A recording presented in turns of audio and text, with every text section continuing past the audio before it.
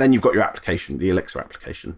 Now, I don't know enough about that, but I'm going to assume there's a Prometheus client library out there. And so I would instrument that. And I would follow, whenever I'm instrumenting my own application, I tend to follow a very simple method. If you've heard of Brendan Gregg's use method, then kind of somewhat tongue-in-cheek, I coined this phrase called the RED method, which is request rate, error rate, and request duration, right? RED. Everything comes in threes, and it's really easy to remember.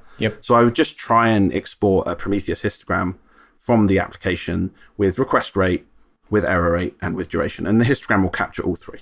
Finally, you mentioned a database. Let's just, for argument's sake, assume it's MySQL. They don't tend to actually export very good metrics. There is an exporter for it in Prometheus, and we actually bake that into the Grafana agent to simplify it and make it easier and have less stuff to deploy. And so I would wire those up and get whatever metrics I can, but I'd also gather the logs because the database logs tend to be a little bit more interesting. So finally, this hasn't really caught on very much, but you see it in a lot of the dashboards that my team and I have built. I tend to always kind of traverse the system from top to bottom. I always have request rates on the left, in panels on the left, and durations like latency graphs on the right. Just at a quick glance in the dashboard, you can typically see where the latency is being introduced.